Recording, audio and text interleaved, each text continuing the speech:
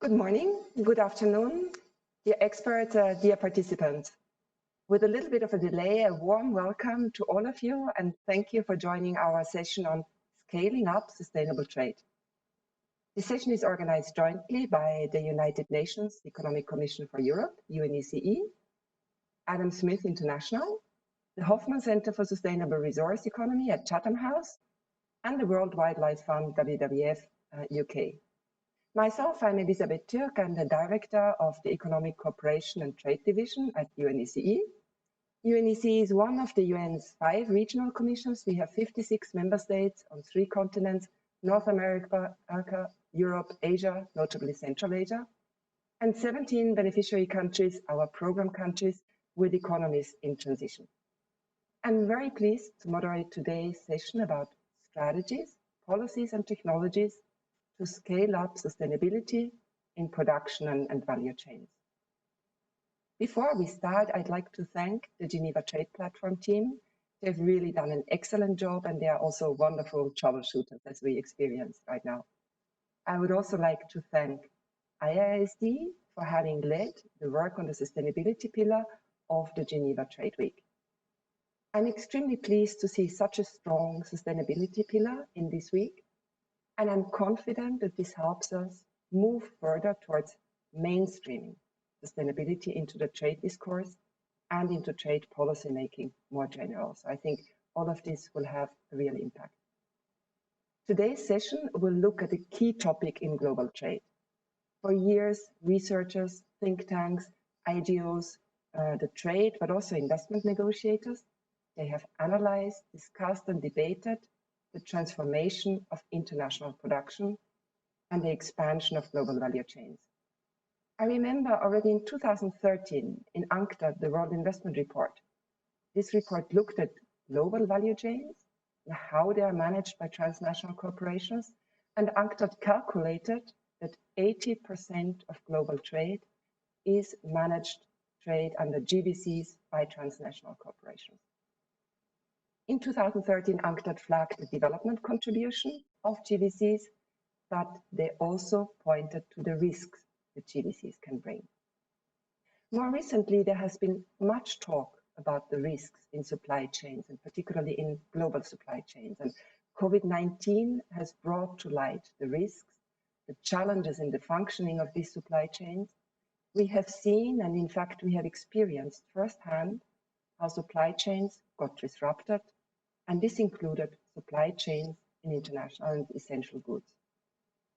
So in 2020, we see a lot of discussion about reshoring and the move towards a more localized world. In our session today, we pick up on the importance of these global supply chains, and we look at risks and opportunities from a very specific, and I guess we would all agree, from a very important perspective, from the perspective of sustainability. I dare to say that today, in 2020, the promotion of sustainable value chains has become a prominent, maybe almost a mainstream topic. When we strive to enhance sustainable production and more sustainable global value chains, it's clear that this requires multi-stakeholder engagement and a joint effort. We need policymakers at the national, regional, and global level. We need businesses, domestic and international, small and large. And we also need civil society, trade unions, think tanks, academia, international organizations like the UN. And today's session is one effort to bring together this wide range of stakeholders, not all of the ones I just mentioned, but several crucial ones. So what exactly will we do in today's session?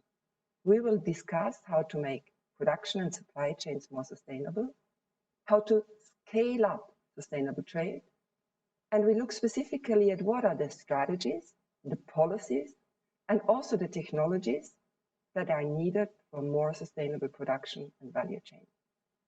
Trade and trade policy can be a catalyst. It can be a change maker and a driving force for sustainable production. It can be that if the global trading system truly embeds sustainability, responsibility, and resilience. And let me flag here that this cannot all be just an altruistic effort. Instead, it's very important that there is also a business case behind this, a business case for the private sector, and there is. Embedding due diligence and sustainability into supply chain management that can really translate into long-term value and benefits for a company. If we look at the textile sector, there is an interesting survey from McKinsey from earlier this year, spring 2020, and it found that 15% of consumers in the US and Europe expect to buy more ecologically and sustainable clothing. So there truly is an emerging market for sustainable products.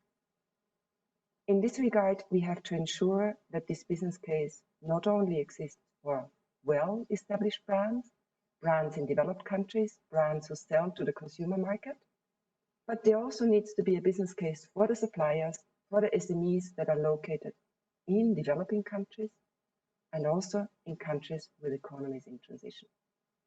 So if we go to the next slide, the session roadmap, what exactly will we be doing? We will have two parts. The first part today is a panel discussion for about an hour. And the second part is an open discussion with the audience and the panelists for about 20 to 30 minutes. In this second segment, and here I'm turning to you, our audience, our participants, this second segment really is an opportunity for you to take part, to share your views. You can do so via the chat function, via the Q&A box, and you can also do so by raising your hand in case you would wish to take the floor. If you do that, please alert us also in writing who you are, your affiliation, and your details. Before I turn to the speakers, a few more housekeeping rules. You will notice that everybody is muted with the exception of the panelists. And we will see that our panelists can address any of the questions that the audience is posing. Housekeeping also for the panelists, whenever you want the slides to move, please tell our colleagues from the GDP team that you wish to move to the next slide so that they know how to move us forward. With that in mind, let me turn to our excellent lineup of speakers who will show us different perspectives that matter in our joint endeavor to scale up sustainable trade. Our panelists will look at different sectors: coffee, cocoa, minerals, textiles. All of these are high-risk sectors, in fact, sectors that are critical to achieve sustainable production. Our panelists will look at different countries, North and South, developed and developing. Amongst others, we will have concrete experience from DRC, from South Africa. And our panelists will look at different instruments that can help us scale up sustainable trade. National laws, national enabling frameworks, practical examples of partnerships, strategies such as convening stakeholders, and they also will look at international trade rules and international instruments such as voluntary standards or also UNECE regulations. I'm delighted that we get to discuss one of the products of UNECE in the area of transparency and traceability of garment and footwear in specifically. So to recap the guiding questions, what are practical steps trade policymakers and regulators can take to encourage environmentally and socially sustainable production? Are there any updates that are needed to international rules that can help us smoothen the transition to sustainability? And what are some of the best practices and lessons learned from around the world? With this, it's my pleasure to introduce the first speaker. I think we can go to the next slide. It's my great pleasure to introduce Maëlys Souke from the French Ministry of Economics and Finance. And Maëlys is also the Secretary General to the National Contact Point to the OECD. Maëlys, France is really a front runner, a country that puts responsible business conduct and due diligence high on the agenda. And I think there are some recent interesting developments that you can share with us about the French regulatory framework. I'm very curious to hear more. And secondly, if you could also talk a bit, why do you think the garment and footwear sector is particularly under the radar of these laws? What can we do to address possible concerns? Maëlys, the floor is yours.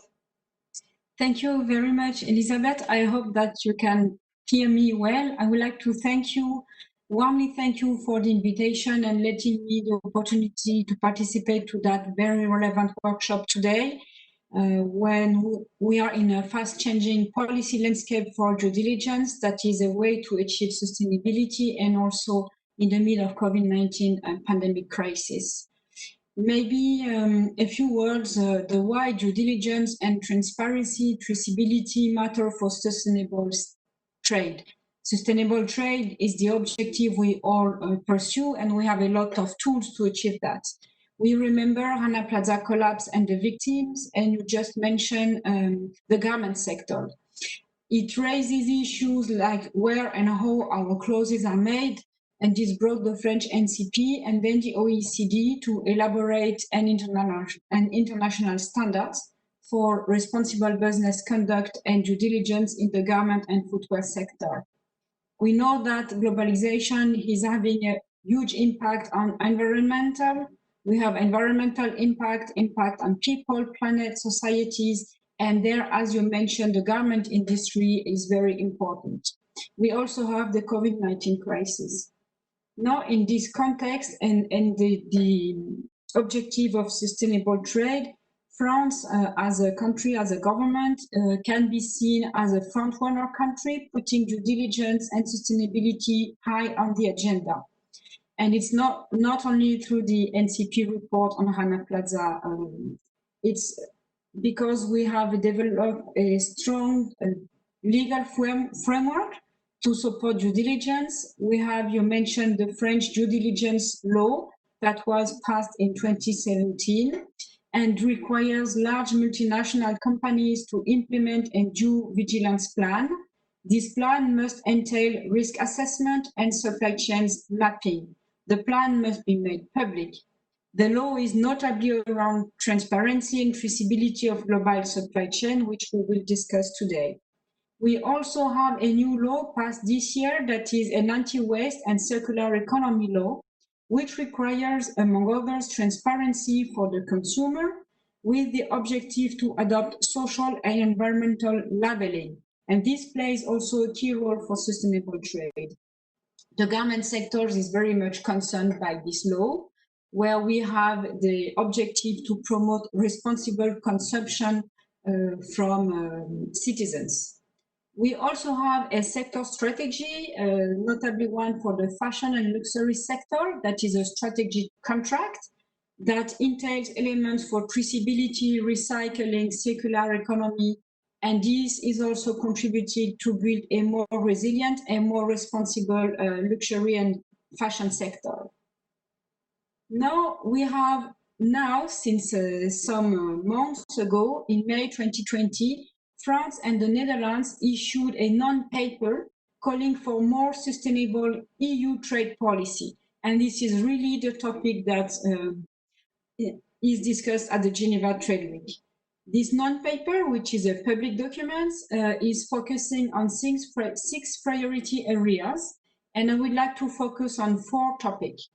These propositions were addressed to the European Commission and to European member states. Let me name four focus areas. One is strengthening sustainable development chapters in European free trade agreements. The second is improving social and environmental impact assessment in these EU free trade agreements. Assessing the impact is very important. We also, the governments are also calling for a European harmonization and alignment of responsible business conduct ambitions for companies. It also includes the sustainable development challenges in the WTO organization, where France and Netherlands are calling to integrate sustainability and sustainable development issues at the WTO works. Now, it is important to remind that the Geneva Trade Work 2020 takes place at a very specific momentum for due diligence and sustainability that you mentioned. It is a specific momentum at country level, not only in France, but also in the UK with the Modern Slavery Act, the US Custom and Border Protection Regulations, to fight against forced labor. We have the child labor due diligence law in the Netherlands, and discussions are ongoing in Germany about due diligence regulation. We have a very broad and ambitious agenda at the European Union level. Let me mention, the Commission has announced a new initiative for sustainable corporate governance with the due diligence regulation and board duties regulation. It will be about cross-sector human rights and environmental due diligence, and it is expected for next year. Strong signal for sustainable trade. The EU Commission has also launched the revision of the non-financial reporting directive, where the due diligence must be better reflected. We also know that the EU is pushing for the Green Deal. It has published a new action plan for circular economy, and it is working on sustainable finance. And finally, we have an open discussion to revisit EU trade policies. So you see that the agenda at the EU level is very, very broad. And we should not forget that the discussion at the UN about the legally binding instrument on business and human rights, they are still ongoing. And I do not forget the ILO that is playing a key role for decent work in global supply chains. This brings me to the issue of international organization, what their role is in that agenda for sustainability. When we look at due diligence, it's very important to have in mind that the OECD, ILO, and the UN have developed international standards for business and human rights, due diligence, and these standards now have to be implemented by the stakeholders. The UNECE project on transparency and traceability in the garment sector is a key tool to contribute to a more sustainable trade in this sector, and we know that it is a sector with a huge impact on people, planet, workers, and environment. Now, this UNECE project is particularly relevant for several reasons. Let me first stress the fact that the methodology is based upon large participation of all key industry and not only industry players. We know that addressing responsible business conduct is very difficult because they are complex issues. And we need collaborative and multi-stakeholder engagement. This is the methodology that UNECE is using, and this is very relevant. We know that the UNECE project will provide companies and actors with a strong framework that will allow to share key information about the traceability of the clauses in the world. Information will be made accessible about the origin of the garment, about the content, about the way they have been processed. This brings me to the social aspect of the supply chain, and also there will be a sustainability performance traceability in a standardized way. It is important to have a harmonized framework for traceability. It is important for governments, for companies, for all stakeholders to understand what has to be reported in the traceability. So the UNECE not only is providing the private sector and the industry with a framework, but the aim is also to provide government with tools to adapt or improve or adopt new policies for sustainable garment industry.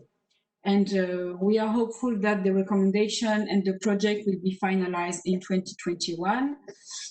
It will be very important to have a policy coherence and a global approach for the sector and for all issues that are linked to traceability, transparency for sustainable garments supply chains.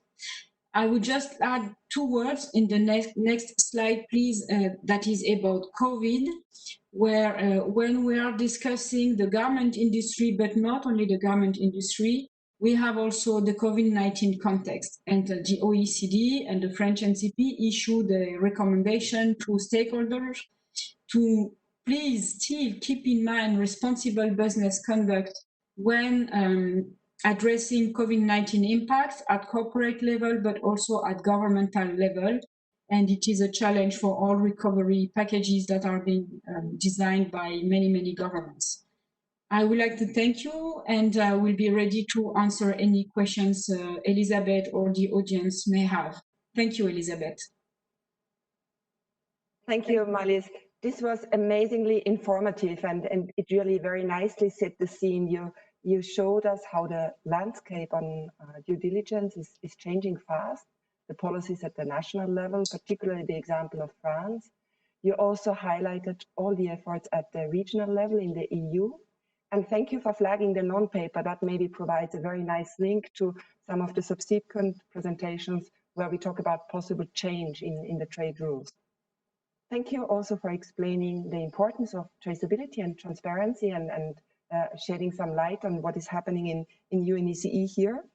Now, you also mentioned the European importance for circular economy, and let me add here that UNECE member states, they have identified circular economy as the key topic for our next intergovernmental meeting in spring. So we are in the Secretariat all trying to mainstream and like front load circular economy related activities. And we see that this is really trickling down into our day-to-day work program. So thank you, Malis, for this great setting of the scene. Let me now turn to our next speaker, and our next speaker is Kevin Wilkins. He's Senior Technical Advisor on Specialty Crops in Elan DRC. We will have two speakers from Elan DRC. That organization really brings us to the on-the-ground perspective, and we will hear more about the specific support that organizations can give to countries, to companies, to stakeholders at the country level, in Africa in that case. Now with Kevin, we will look at the cocoa and coffee sector in DRC. And Kevin, can you introduce Elan DRC's development program? How exactly are you fostering the capacity of stakeholders of the sector? How do you promote change in market systems? And Kevin, if you can remind our colleagues at GTP, whenever you wish to change slide, that they move forward to the next slide. With this, the floor is yours. Very well, thank you so much. In terms of slides, I think I've only got one, so if you could just advance to that one slide with all the content, please. Fantastic. On behalf of leadership and teams with Adam Smith International and Elan RDC, as well as our partners across Congo and in markets around the world, it's a pleasure to be with you today. With only about 5 minutes, in the interest of time, I kept the presentation to this one slide. In that time, I'll try to provide you with a rather general overview of models and policies, prioritizing those that demonstrate a real understanding of stakeholder motivation, consists, what constraints look like for various stakeholders, be that financial, political, operational, reputational risks and such, as well as practices, tools, and technologies ranging from production, transformation, our treatment of cocoa and coffee, as well as efforts to enhance supplier relations, improve operations, and integrate traceability and market information systems. And as we're going to discuss the measure of success in part 2, I'll reserve comments on how we qualified and quantified success, those though mainly being through tracking producer income increase, stakeholder investments in producer support services, tax policy reform, sector relations, and coordination. In terms of perspective, I'm speaking with you today as a member of Elan RDC. Elan is a market development program which is funded by UK government and implemented by Adam Smith International. Working across several sectors, including renewable energy, access to finance, cross-border trade, markets in crisis, gender equity and social inclusion, political economy, and lastly, agriculture, our programs aims to encourage certain changes within the market system by addressing systemic constraints, mainly to stimulate growth. In my case, I worked very closely with members of Congolese cocoa and coffee industry, as well as international buyers, traders, roasters, and processors. Our interventions are largely geared towards supporting the advancement of DRC's cocoa and coffee sectors through production, treatment, and process level improvements, bolstering farmer and private sector operator capacity, and bringing both the public and private sectors together to discuss, debate, and organically frame and enact policies that foster a business-enabling environment. As a technical assistance provider, we're ever mindful of our position. In that capacity, we try to ensure that we're playing a supporting role as we encourage local and national industry to invest the time, to invest the energy, and to invest the resources to foster a pre-competitive and constructive space. We also encourage their alignment with market standards and expectations to ensure their competitive position. On the institutional strengthening, sector governance, and regulatory side of things, they long supported the formation and rise of several industry associations and their evolution as advocates for a more functional, prosperous, and competitive cocoa and coffee sectors. In recent years, we've seen an uptick in public-private cooperation resulting in key market reforms, tax reductions on cocoa and coffee exports, and a more unified approach to marketing and promoting the origin. At that time, we've also seen a shift in how industry associations and government regulators engage with one another to advance their unique and shared interests.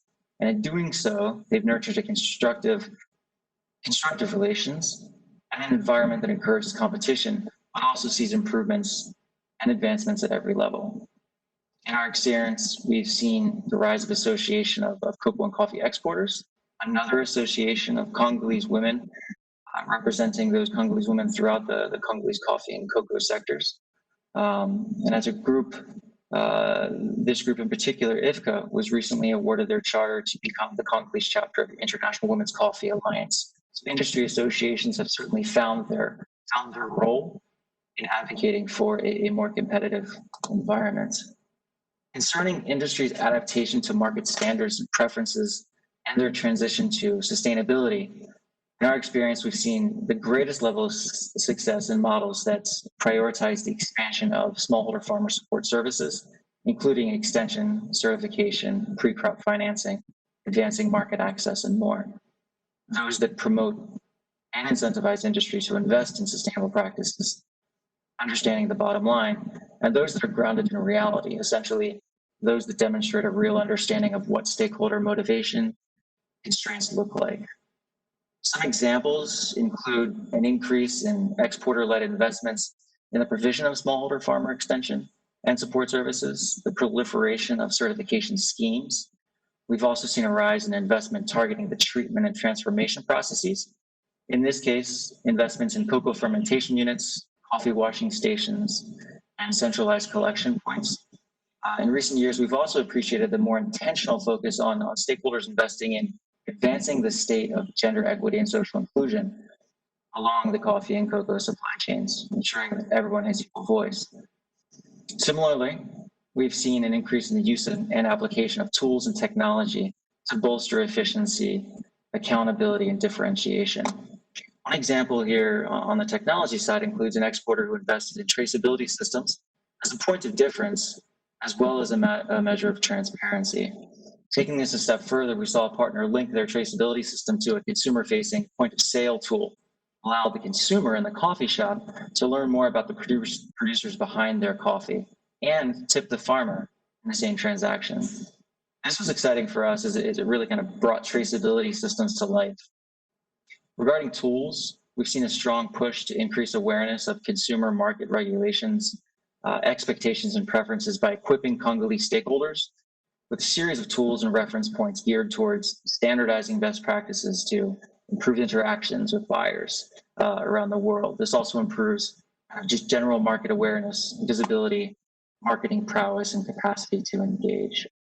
So these are just a few of the examples, and I think that the design of this session is great. That we're going to present some of these practical examples, and then later on be able to respond to some of these questions and kind of build off all of our other statements. So thank you. Thank you, Kevin.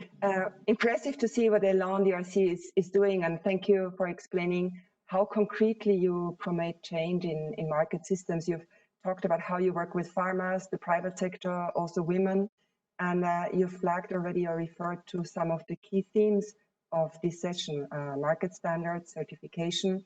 You've also touched on traceability. Good to see that traceability, we have some practical experience in Africa as well, and you flagged the importance and the potential of that. Now, let me turn to your colleague, second speaker from Elan DRC, Gregory Mtembu Salta. I hope I got that reasonably right. Gregory, you are advisor on political economy and conflict analysis for Elan DRC, and earlier on, you were on the UN panel of experts on the Democratic Republic of Congo that's appointed by the United Nations Security Council.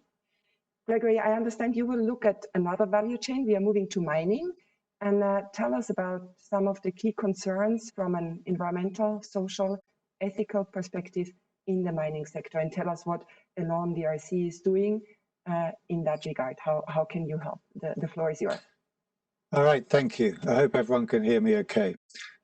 And good morning from Cape Town. Now, time is short, so I think I should dive right in. Now, Elan doesn't work on the mining sector, but I myself have for over 20 years been researching the political economy of natural resource extraction across the African continent.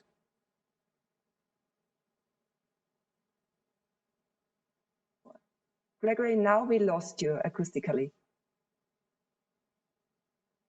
You lost me. Any better? Can you hear me? Much better, yeah.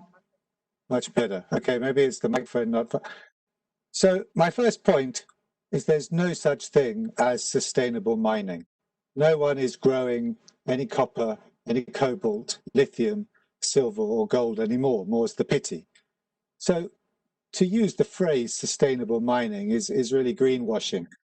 It's not, but the human world wants minerals, and sometimes minerals can contribute to more sustainable economic practices, like the way cobalt and lithium in batteries drive electric cars.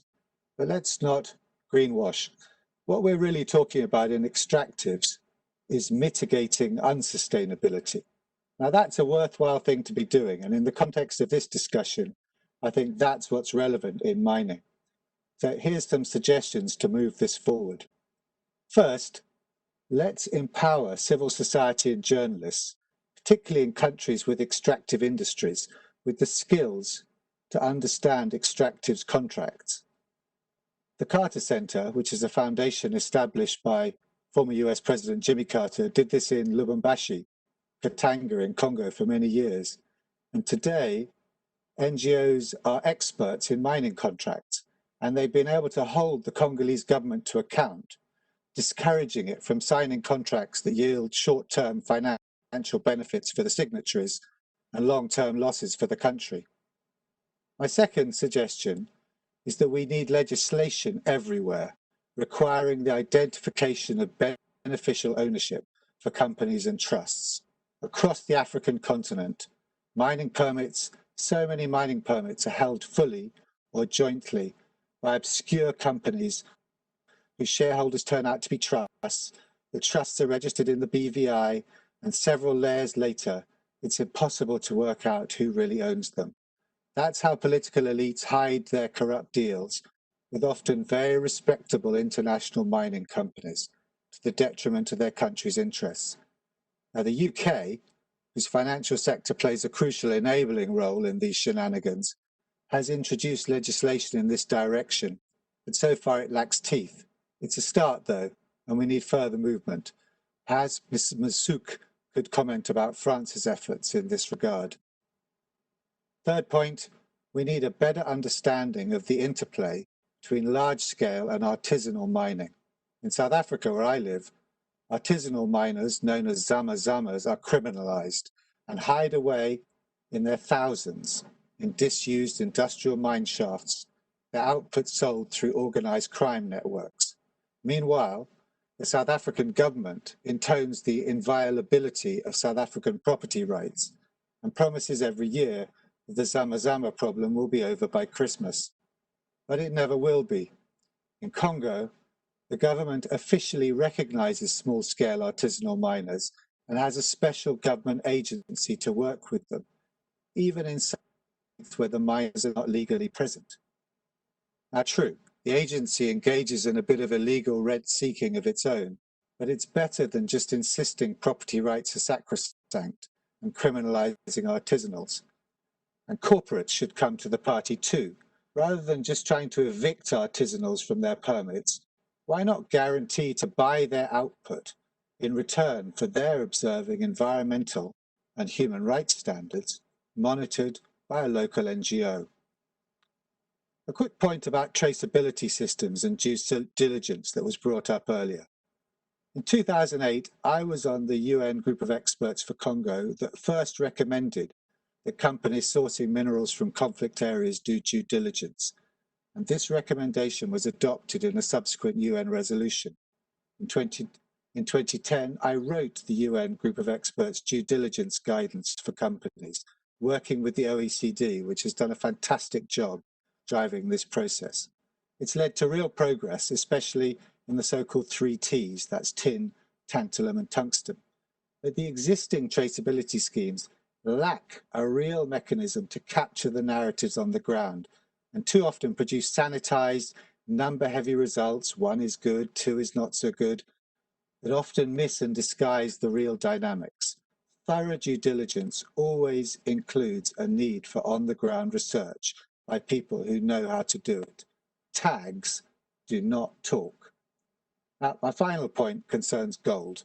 I spent a lot of time on the group of experts in Congo, trying with my colleagues to trace value chains stretching from artisanal gold mines controlled by the Congolese army or militia or both, to regional capitals like Kampala and Kigali, and then to Dubai, from there to Switzerland, and from there to the world. We had some success, but no one has ever been able to stop so-called conflict gold getting to market. What we need are incentives for conflict-free artisanal gold, not just from Congo, but other countries too, like Colombia. That means retailers and consumers need to pay a price premium. It's just like meat buyers pay more for organic meat. The price premium can help traders committed to clean business attract gold from existing compromised value chains and pay export taxes that existing chains avoid. As an indication of the scale of the smuggling, Congo officially exports about 40 kilos of artisanally mined gold a year. But gold refineries in East Africa, which all depend on Congo for the bulk of their feed, have capacity for 336 tons a year.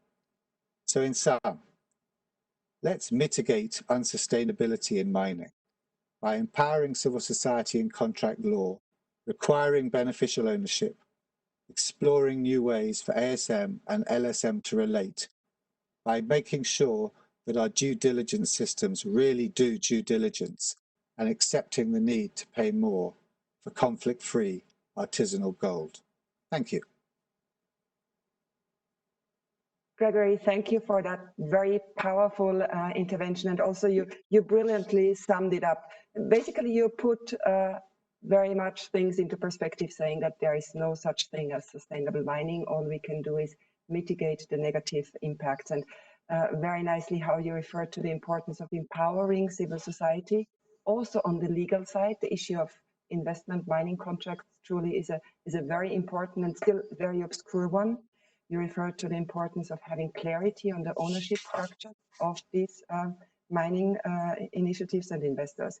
And you also put into perspective the discussion on traceability, stating how important it is to link these traceability schemes to on-the-ground research and on-the-ground experience. So a very valuable addition to our debate here, Gregory. I truly appreciate this. Let me now turn to our 4th speaker. We are running a bit late, but only about 10 minutes. Our 4th speaker, Jason Clay. Jason, you are Senior Vice President and Executive Director of Markets Institute at WWF in World Wildlife Fund. Jason, you have an impressive career ranging from agriculture to academia, government to civil society. You have seen many different places. And Jason, you also have the reputation of getting things done on a global scale. And that's really what we need here in our discussion on scaling up sustainable trade. So tell us about your experience, your lessons learned when it comes to convening stakeholders for improving environmentally sustainable practices. And I think you will also look a little bit into labeling and certification. Jason, the floor is yours. Thank you so much. So I want to really just impress upon you that the issue of sustainability and sustainable trade is a journey in the sense that whatever is sustainable today will be the norm tomorrow and will be what we need to improve on the day after. So sustainability is transitory, and we need to perceive of it as a journey. In that way, then I think the issue is much more about how to think than what to think, but perhaps also what to think about. But first I want to say that I think COVID should be a learning experience for us all. It's as I've just finished a series of interviews with about 50 companies, what happened during COVID to them, what their responses were, what worked, what didn't work, etc. And what is clear is that COVID is a kind of dress rehearsal for the impacts of climate change going forward. What we saw is that supply chains were extremely efficient, but also very brittle, and that signals tended to only go from buyers to sellers, not the other way around. So when we had surpluses that couldn't be sold, we had a lot of food waste at the same time that we had a lot of scarcity in markets and higher prices. I think at the end of the day, what was important is that we're going to have rolling hunger in these types of episodes, whether it's caused by pandemics and zoonotic diseases or whether it's caused by climate change. And it's going to be extremely important, as it was with the pandemic, to keep producers whole. We have to keep producers producing. And what happened during the pandemic is when a farmer of whatever crop couldn't sell 50% of their crop because of the disrupted markets, the next time they planted, they only produced 50% as much because they didn't want to lose money the way they had before. We need to make sure that not only are producers kept whole, but pipelines are kept full, because once these things stop, it's very hard to get them started again. So in climate change, we're going to be faced with the same kinds of issues where there's going to be rolling variability of production over time. We're going to need to make sure that no food is left behind.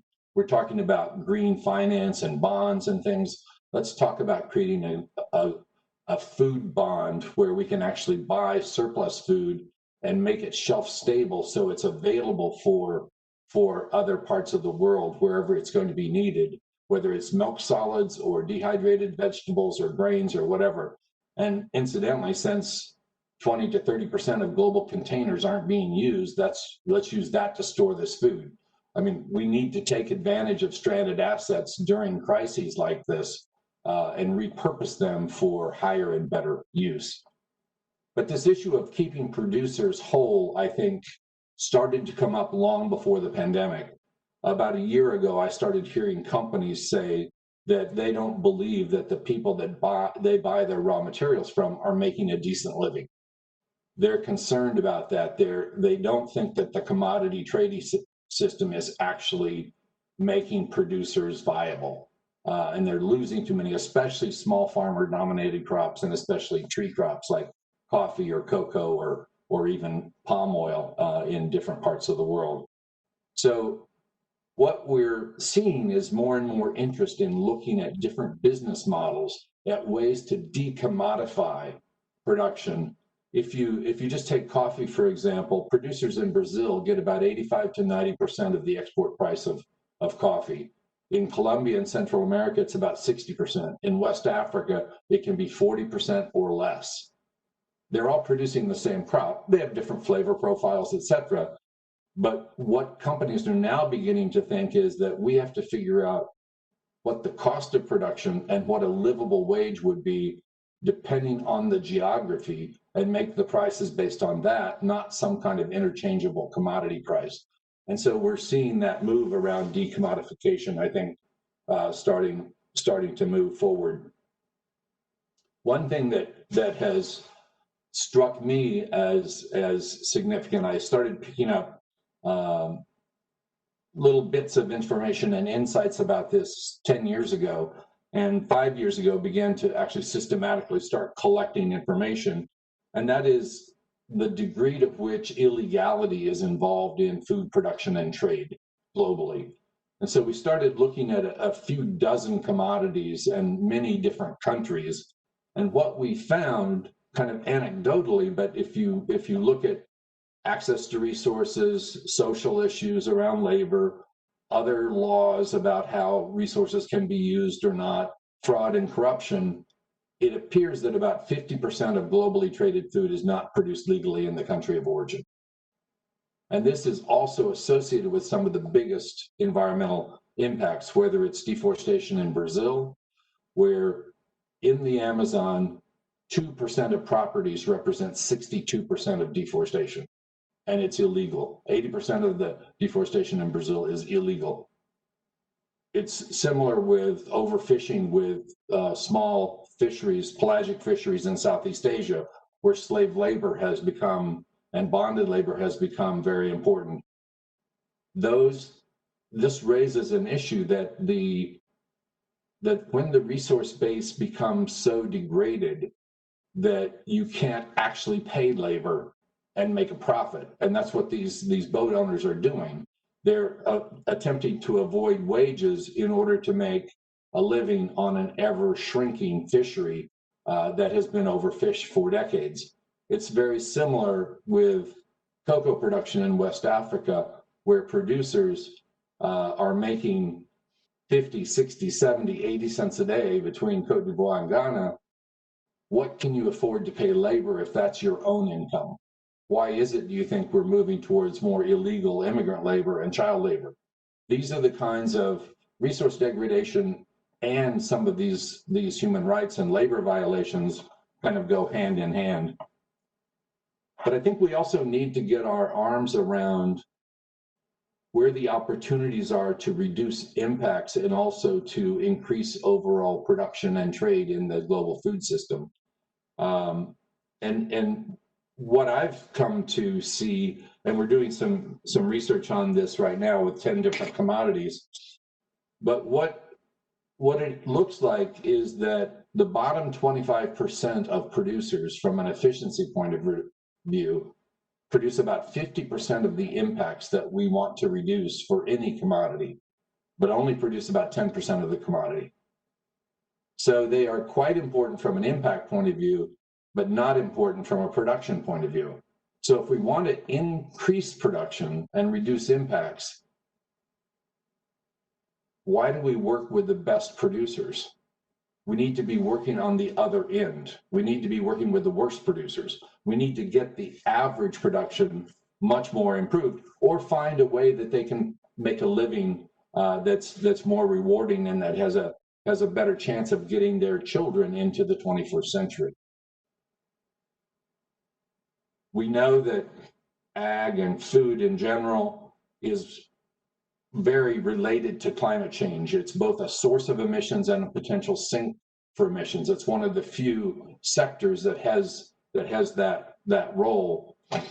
But I think increasingly, as companies start committing to science-based targets and to passing to making market access dependent on the emissions that are embedded in the raw materials they buy, we've got to find the incentives that allow producers to make the changes and to adopt those better practices that are going to start sequestering carbon or avoiding or reducing greenhouse gas emissions. We can't just see markets as I would like to say, like a game of golf where you find a different stick for every problem you're trying to solve. We need to start looking at where the carrots are.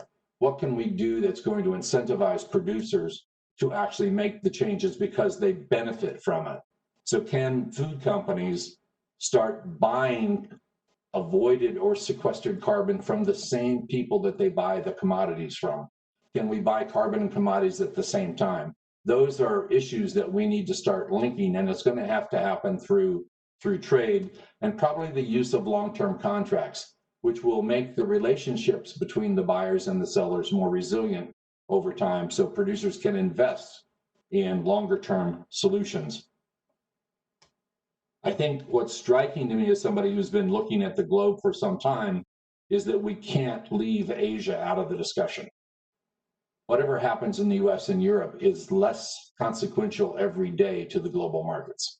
And just in the case of palm oil, which is something I've worked on for 20 or 30 years, in 2000, about 20% of palm oil was sold in the US and Europe. Today, it's about 11%.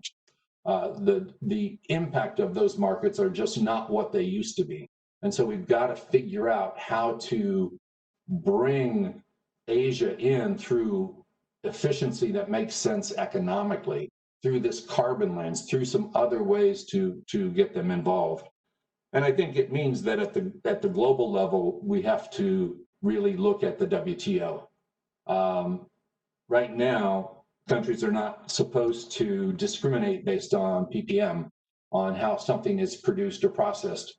And yet, whether it's sustainable depends entirely on how it's produced and processed. So we need to figure out how to address that particular issue, because we're not just talking about traceability, kind of knowing where things come from. Increasingly, we want to know how they were produced, which is about transparency. And increasingly, traders and others who move these products along are being asked for deforestation-free, conversion-free, slave labor-free, child labor-free, things that have nothing to do with the physical qualities of that product at all. So we need to, the WTO needs to begin to reflect that. We're even seeing calls for deforestation-free imports in the EU, in the UK, in France, etc. Those are going to send signals, but they're not going to be able to be deforestation-free. They're going to have to be illegal deforestation, because under the WTO, you can insist that things be produced legally. But right now, you couldn't insist on deforestation-free unless you were willing to say that there will be no deforestation in the EU or in the UK or in France. And that's going to be pretty hard to confirm. I would just add one final thought about how we might begin to think about these things. We have Codex Alimentarius, I think, as a way to guarantee the health and safety and phytosanitary quality of products that are traded internationally.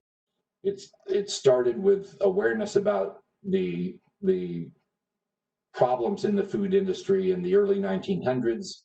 By 1950, there were literally thousands of certification programs around health and safety issues, from companies and cities to states and regions and countries, etc.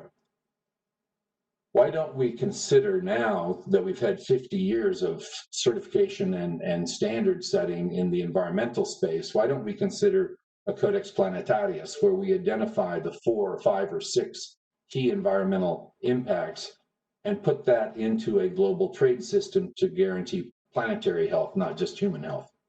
Thank you. Thank you, Jason. You have really taken us on a long journey, and let me connect your first statement and your concluding remarks. You said sustainability is transitory, and maybe also the way how we have to look at WTO rules. You mentioned the ppm issue. Maybe that's also transitory, and maybe the ways how we looked at production and production methods some 20, 25 years ago, maybe it's very different how we look at them today. So thank you for connecting those dots. Thank you also for zooming into the issue of food and food loss. And let me here say that for us in UNECE, that's also a really important topic. We have a whole work stream on food loss. The slogan here is making invisible food visible, and we are again using IT-enabled tools to trace the food loss hotspots and basically bringing the lost food back in the marketplace. I've just asked the team to provide a link to our executive secretary's most recent contribution on that into the chat room. So really nice to see how the different elements and discussion streams come together here. Thank you for that, Jason. Let me now turn to our next speaker, Clara Brandi. Clara, you are a senior researcher at the German Development Institute. Great pleasure having you with us, and you'll be sharing a specific piece of research you have just been doing, a piece of research you were doing with the International Trade Center, ITC, and the paper is entitled Making Value Chains More Sustainable, the Role of Voluntary Standards. So again, also here, that's an interesting topic for us in UNECE, looking at voluntary standards. And I understand you have mapped them across the SDGs. So Clara, the floor is yours. Tell us more about the findings of your research. Thank you very much, Elizabeth. It's a great pleasure to be on this panel. Thank you very much. And I'm excited to provide you a sneak peek preview of our forthcoming ITC report called Linking Sustainability Standards to the Sustainable Development Goals, which will be officially launched tomorrow, also during Geneva Trade Week at 11. And it includes joint work with colleagues at ITC, as you mentioned, but also UNECE, the EUI, the University of Amsterdam, and the German Development Institute, DIE. So this is just a sneak peek preview, and you're welcome to look at some of the details in the forthcoming report. The starting point is that voluntary sustainability standards are, as we all know, a widely used instrument to govern environmental and social issues in global supply chains. So according to the ITC standard map, there are 270 standards operating in more than 600 product groups and 180 countries. So they apply to millions of farms, plantations, factories, and so on. So the question that we were asking was, what is the potential of these standards to make value chains more sustainable by promoting the achievement of the SDGs? And how did we do this in terms of methodology? We undertook, as you mentioned, a mapping of overlaps between the 800 VSS requirements in the ITC standards map and the SDG targets by identifying which SDG targets are covered by which VSS. So this slide, you can see, presents the findings across all 17 SDGs, the previous one. And as we can see, there are linkages for 16 out of the 17 SDGs. The number of linkages is highest for Goal 8, decent work and economic growth, but also very high for SDG 2, zero hunger, with more than 200 standards being related to this SDG. And I will zoom now into more detail into this SDG 2, which focuses on agriculture and complements nicely some of our previous speakers' inputs, for example, on coffee and cocoa. So in the next slide, we can see the results for SDG 2 at the target level. SDG 2 focuses on ending hunger, achieving food security, and improving sustainable agriculture. So as we can see, almost all targets of SDG 2 are covered by VSS, except number 2, ending malnutrition. For example, there are more than 190 standards that entail linkages with target 2.3, which seeks to improve the productivity of small-scale food producers. And there are more than 170 standards linked to target 2.4, which seeks to promote sustainable and resilient agricultural practices. So this shows that we can now have insights into very specific linkages at the target level between VSS and how they can make value chains more sustainable by achieving these targets potentially. In the next slide, we can see a map that illustrates all the VSS that are linked to SDG 2 and have a an active presence in a given country. In the next slide, please. So the map shows all these active standards being present in a given country that are linked to SDG 2. So for SDG 2, we can see that North America and Europe are the areas with the most relevant standards for this target and this goal. And South America and Asia are also covered widely, yet even in the countries with lower coverage, there are many active standards that can contribute to achieving SDG 2. If we move to the next slide, this shows that we can also, with our data, provide insights into sector coverage. And as we can see in the figure, the availability of standards linked to SDG 2 differs by industry sectors and products fields, and is highest in this case for agriculture, but actually for most SDGs by a significant margin, but also other sectors like textiles and garments. So moving forward to the next slide. The key takeaway really is that standards, voluntary sustainability standards, entail considerable potential to contribute to achieving the SDGs and thereby making supply chains more sustainable. At the same time, of course, there are many complementary instruments to be used and complementing measures to be undertaken, as also outlined by our previous speakers, that are needed to make trade more sustainable. So what can we do to leverage the potential of these voluntary standards? In terms of recommendations going forward, there are entry points for several players, of course, and I'll just select a few entry points here. For governments, for example, it's important to create an ecosystem for businesses to produce and trade more sustainably. And we've heard something about this already. And then they can use the VSS that are most connected with the SDGs, building, for example, on our research, and promote collaborative efforts of the private sector actors to move towards more sustainable trade. Companies, of course, can use this report to understand the links between the sustainable practices they're undertaking, also implemented through VSS and the SDGs. And they can identify, of course, a business case, as you also mentioned, Elizabeth, for undertaking these efforts. And last but not least, standard bodies can use this report to better align their standards criteria with the SDGs and thereby contribute to making trade and GVCs more sustainable. So there's much more in the report, of course, so please have a look. And with this, thank you very much to everybody, and thank you very much, Elizabeth. Thank you, Clara. Great rundown, great snapshot. I'll definitely look forward to swapping notes also in terms of our Working Party 6 that is looking exactly at this type of voluntary standards. Thank you for the very concrete takeaways. Now, we are running a little bit late, but it's great pleasure for me to introduce our last speaker, Carolyn Deere, from Associate Fellow at the Chatham House, Hoffman Center for Sustainable Resource Economy, and Senior Researcher at the Graduate Institute here in Geneva. Carolyn, you have really done a lot of interesting work on trade issues in Geneva, and in fact, you are at the center of many of the debates that bring us forward and that push the envelope a little bit towards greener trade, towards more sustainable trade. And I think you have also been involved in the Geneva Trade Week and in the conceptualization of this panel here today. Share with us your most recent thinking, your most recent research. Tell us what are the entry points, what really should we strive to do now in terms of action on international trade rules.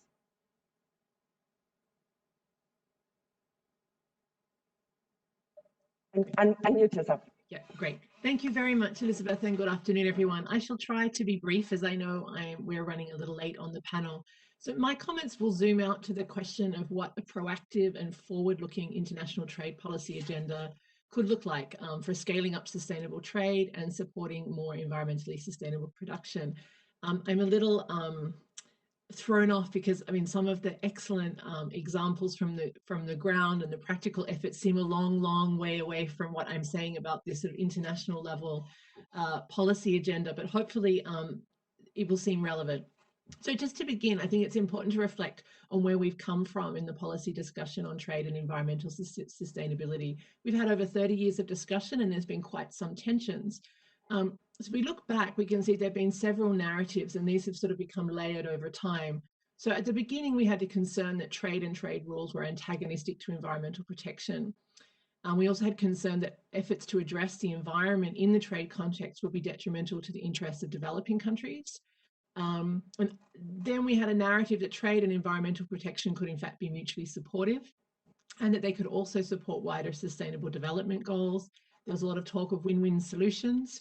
And at the same time, there's been a narrative about the importance of market-based solutions working directly with major producers and supply chains that are perhaps more effective and quick in producing environmental results than laboring with some of the cumbersome and slow international diplomatic efforts.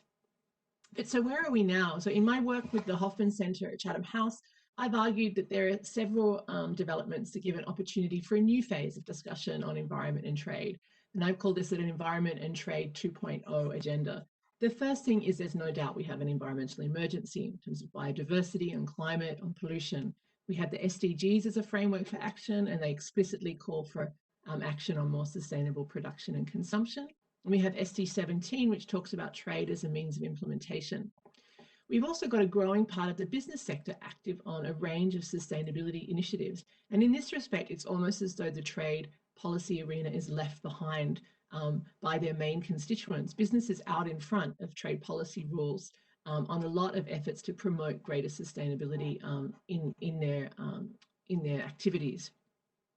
So we need to, and business notably is at the forefront of calling for action on some trade and environmental policy issues, such as on climate, where they want a transparent and predictable regulatory environment within which they can work to advance the necessary changes in favour of sustainability. And interestingly, among developing countries, with the depth of environmental crisis that many of them face, particularly related to climate and degradation of land, they face a whole set of economic risks, shocks and impacts that also impact on their trade. And so you see a growing interest from a broadening diversity of developing countries, from small island states to LDCs, as well as transition countries that have recently produced a statement in which they commit to cooperate on more sustainable trade. And then, of course, we have the Build Back Better agenda, where there's an emphasis not just on a trade recovery, but on a green trade recovery. So there's this bubbling interest among environmental and business constituencies in updating the trade system so that it can better support the work underway to improve environmental performance. Now, having said that, it's not all rosy. There are fears of green protectionism, particularly among developing countries. There are concerns about how this proliferation of sustainability standards, requirements, and so on that are ever evolving impact their ability to export and their ability to diversify their economies and to support new green industries and production domestically. But in this context, my proposal is for an environment agenda 2.0. And that's focused on how we can use trade policy and rules to proactively help drive, support, and enable economic transformation and transition in favour of environmental sustainability. It would have developing country priorities and challenges at its heart, and it would aim to engage and respond to the real-world dynamism out there on sustainability, both in the business sector and in civil society, and nationally in government, such as some of the efforts that Maylis mentioned at the beginning. So as time is very short, I just will quickly glance at some of the principles that could underpin such an agenda. The first is an old one. Of course, it would safeguard and support effective, high ambition environmental standards and policies at home. The second is that it needs to confront harm. It needs to recognise and address the ways that trade can be harmful to the environment, where it enables the dumping of waste, where it exacerbates unsustainable production practices, or where trade policies help protect vested commercial interests that threaten progress on environmental sustainability. There are other examples, but put simply, not everything is mutually supportive, and not all trade can be greened. But looking ahead, the more positive agenda is to say, how can we shape trade and trade policies so that they're a force for environmental sustainability, so that they work in favour of transformation? And here we need to look at ways we can support the competitiveness and exports of green businesses and industries to diffuse the latest innovations and technologies and services across global supply chains. We also need to update trade rules in ways that they can better promote a circular economy, enable and support green industrial policy to support climate action, and support agricultural policies that are sustainable, that protect nature, that protect and restore nature. So in doing this, a fourth principle is that we need to focus on cooperation and partnership. And in particular, I have in mind here the developing countries and transition economies. We need to see them as strategic allies. And here a nuanced and differentiated approach is needed. There's a lot of talk about trade enforcement and blocking imports from countries that have unsustainable practices. And this may well be important to put pressure on the largest and most competitive economies and those that are willfully dragging their feet or undermining global environmental governance. But for the majority of developing countries, what's needed is a cooperative approach, one that helps them build their environmental and economic capacities. And so we need to look, and this is the sixth principle, around transition in ways that are fair, transparent, and inclusive. We need to look at the challenges and recognize the challenges that smaller businesses and developing countries have in promoting environmentally sustainable production and responding to this rapidly evolving set of regulations, standards, and preferences in the market, and finding ways that we can help them to participate in green supply chains, including through trade finance, investment, development assistance, capacity building, affordable access to technology. This has to be part of the trade agenda, and as do rules that provide them some flexibility and transition periods. And finally, we need to harness the interest from stakeholders so that the policy environment is one that enables stakeholder efforts to make their supply chains more sustainable and circular.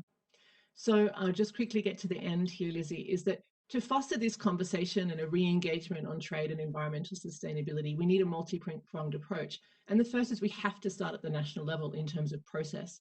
So at the national level, trade policymakers have to ensure that they have an integrated, evidence-based and transparent approach to trade and environment policy making. You have to have environment interests at the table, the diversity of business interests at the table, including the small businesses that we've heard a lot about today, as well as the sustainability businesses of tomorrow and the finance and investment sector who are critical to making change happen in markets. Needs to engage parliaments, and we need to have sustainability impact assessments. Only then do you really have a policy agenda that you can take forward internationally.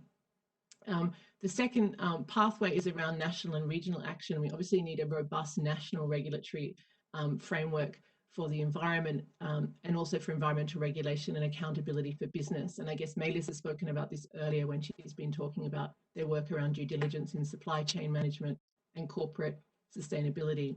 But then to the international agenda, I think there's two ways that I look at it.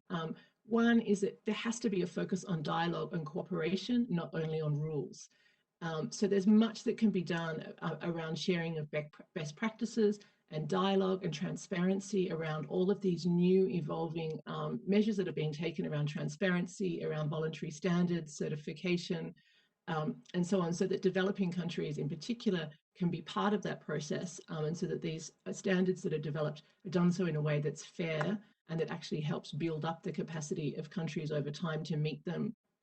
There's much that can be done, as I mentioned above, around capacity building and policy dialogue. But around rules specifically, I think we don't have time to answer the question today, but I think there are 5 areas that are vital. First is we have to address this question around PPMs, around production and process methods. Clearly, countries need to be able to differentiate among products on the basis of their environmental impact. We need to know more about where the challenges lie now, both legal, practical, political, and how one would go about enabling a trade system that enables us to differentiate products on the grounds of sustainability. Second, we need to look at how we can harness trade rules on subsidies and on procurement to support a more circular economy, to help phase out environmentally harmful production and support environmentally supportive ones. We can look at how trade rules can better support the diffusion of environmental goods and services. And we can look at how governments can cooperate more effectively on standards so that these are effective, accountable, transparent, and fair. And we can also try and mainstream environmental considerations across trade negotiations, not just in environment chapters or sustainable development chapters. So here I'm thinking that if we're talking about negotiations on agriculture, for instance, surely we want sustainability and biodiversity conservation to be front and center. Similarly, when we're talking about trade in goods and services, we want issues of how we green supply chains and promote more circular models also to be front and center. So as we're in Geneva Trade Week at the home of the WTO, my closing point is just on the need for environmental constituencies to work to ensure that environmental sustainability is a core priority on the agenda for WTO reform and for the incoming WTO Director General. And for this, we also need engaged members. And a great sign, I think, in this respect is the work of a number of like-minded members to propose a ministerial statement on environmental sustainability and trade. And through that, they hope to reassert the importance of environmental sustainability at the multilateral level in the trading system and to spur a process of action-oriented dialogue. Now, dialogue may not be all that we need. We need specific ambition and solutions, but it's vital to creating a process through which governments, IGOs and stakeholders can re-engage in this trade and sustainability discussion, reinvigorate it, and look for concrete ways in which the trading system can help support the transformation that we need in order to have greater environmental sustainability. So that's it from me, Lizzie. I hope that was not too fast. Caroline, excellent. Thank you. You ran us through a whole lot of issues, the narrative, the history of the trade and environment narrative, and also your forward-looking trade and environment agenda 2.0. That was really, I think it's going to give us a little bit of a roadmap of where to look for in the future with respect to our actions. Thank you for giving specific call to WTO right now and what can be done there. And also thank you for flagging the importance of partnerships. And I very much see the role of the UN as a forum for exchanging views, as a convener, and also as a provider of technical assistance coming in here. Thank you also for not only mentioning developing countries, very important, but also transition economies, which are the key beneficiaries of UNECE. Now, we have a challenge here, 7 minutes left. I see one question in the chat room, and I invite maybe Clara and Jason to look at that question. And meanwhile, we have prepared some guiding questions for the audience. I don't see any hand up. So we have one question from the audience. As maybe Clara is reading it carefully, let me quickly give the floor to two of the icebreakers which we had lined up. And let me do it the way that I say, Angela from WWF-UK, if there is something you would like to share with us, Angela Francis, 2 minutes, the floor is yours.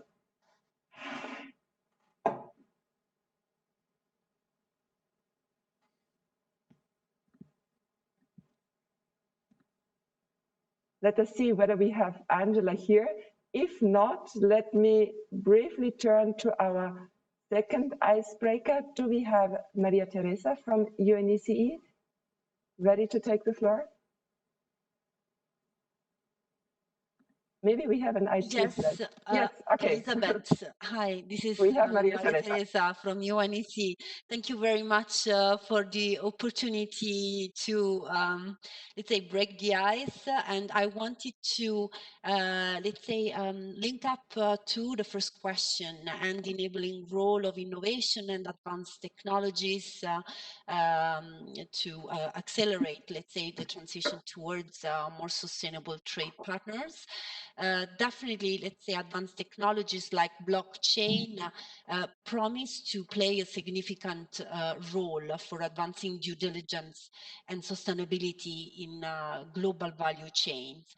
And in our views at UNECE, that is linked to the role they can play in answering a key fundamental question.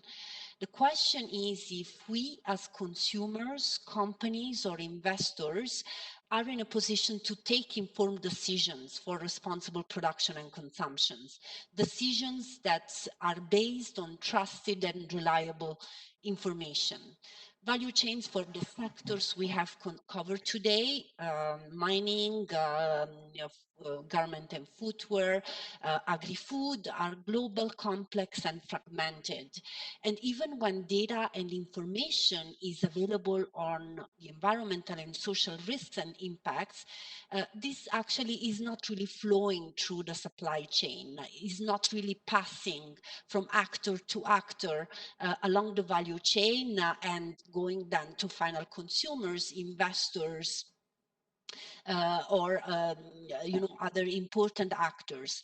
That is the case especially for the impacts in upstream part of the value chains. Use of forced labor in cotton fields right now is very high on the news, for instance.